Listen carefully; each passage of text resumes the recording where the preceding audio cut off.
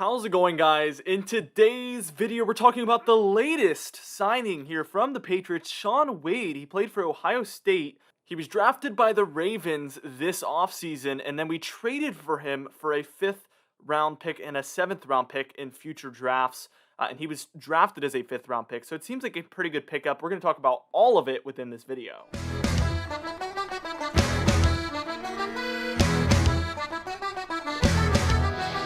Now, the interesting thing is I actually watch Ohio State quite a bit, probably the most out of any college football team that I watch. I'm not necessarily a huge fan of any team. I do like Ohio State a lot. I like Boston College a lot. I like Virginia Tech a lot, which I know that's a rivalry, so it's kind of weird, but I just like some random colleges. But Ohio State I watch a lot, obviously, because I like them and they win a lot, so it's easy to watch.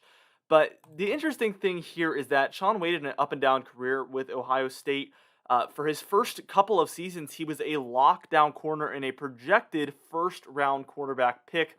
He was a five-star recruit when he came into the College of Ohio State. So, really, he had a lot of promise. He's a great athlete. Just the potential never really came through, especially in his most previous season in 2020 with Ohio State, where he struggled mightily. And the biggest difference between the seasons prior to that and that season is that beforehand, he was playing at the nickel cornerback position where he thrived. Then in his final season, he played at the outside cornerback position and he struggled. So I think it's pretty evident at this point that his strong suit is in the middle of the field and also in zone coverage. One-on-one coverage isn't necessarily his strongest attribute. And also, apparently, he's an awfully good safety as well compared to a cornerback. I've heard multiple people say he would be a better safety than a cornerback. So there's a lot to dissect here, but we're just going to break it down. First things first, I want to talk about his career at Ohio State. This was a game in 2018 from, this is a graphic here from Pro Football Focus. Snaps in coverage, 37. He was only targeted 5 times, and then he allowed 0 receptions. This was against Michigan State. He also had 1 interception as well in that game. So passer rating when targeted 0 on 37 pass coverages. That was in 2018. So that was also from the nickel position. Very good game there. Here's another good game by him, a week 8 versus Northwestern. This one was 2019. Again, he was in that nickel cornerback position. He was targeted 6 times, but only allowed 2 receptions. And then he had 2 pass breakups as well. So 2 were just kind of inaccurate throws, I'm guessing, or drops. Passer rating allowed in that game was 42.4. So those are 2 examples of some pretty lockdown games. Here's a post that kind of touches on that safety discussion. Mike Renner said, while we never saw Shaun Wade play safety, that's where he belongs in the NFL. I think that's actually a pretty good statement based on his strengths at zone coverage, his weaknesses at one-on-one coverage.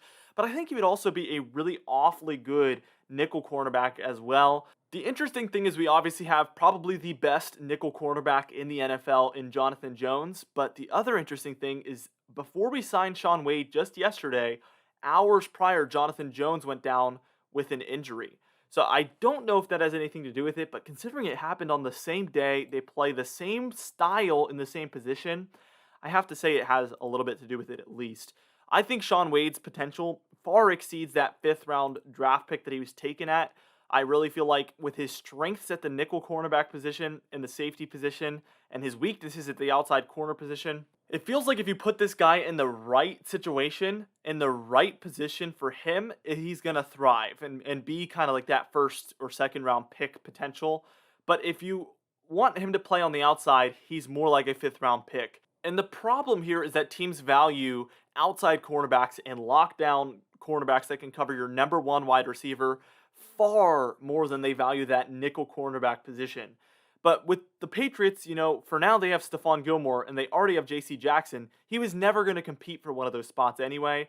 It's more in that nickel position or possibly one of the future safety positions that will come up as obviously Devin McCourty is nearly going to retire. I think this guy has his spot on this team and I think he has a lot of potential to potentially be a future star, really.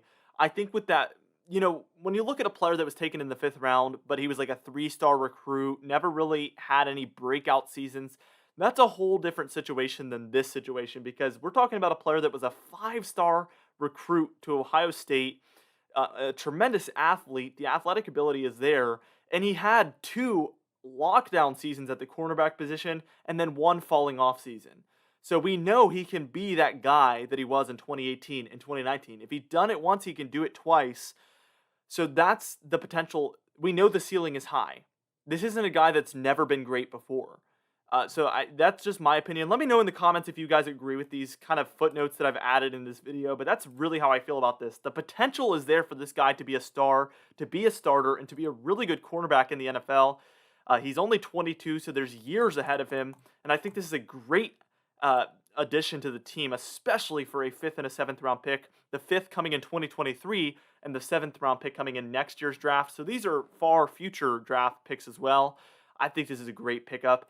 Also for the Ravens so far in the preseason, because he's played in 2 games, this is also interesting. Again, from Pro Football Focus, coverage snaps 25, passer rating when targeted 0 because he's allowed 0 receptions. He's allowed 0 receptions on 25 coverage snaps in the NFL preseason, and I think this means something. In my opinion, this actually does count for something, and he has had an interception so far this preseason. So I'm excited to see where they play Shaun Wade in this upcoming preseason game on Sunday versus the Giants. That's going to be, I think, at 6:30 p.m. Correct me if I'm wrong, but I can't wait to watch that game. First off, obviously, to watch some of our younger players, but also our new young player, Shaun Wade, who's now a part of the Patriots. I hope he makes the roster, and I hope we can develop him into what he could possibly be one day, and that's a good cornerback in the NFL. Anyway, guys, thank you so much for watching this video. Hopefully I didn't ramble on too long, and hopefully this was very informative on catching you up kind of with what Shaun Wade could potentially be and what he is and what his strong suits are. Thank you so much for watching. I'll see you guys in our next video. Be sure to smash that like button, by the way, and leave a comment down below as well, and subscribe for the best Patriots content on YouTube. Thank you so much for watching. I'll see you guys in the next video.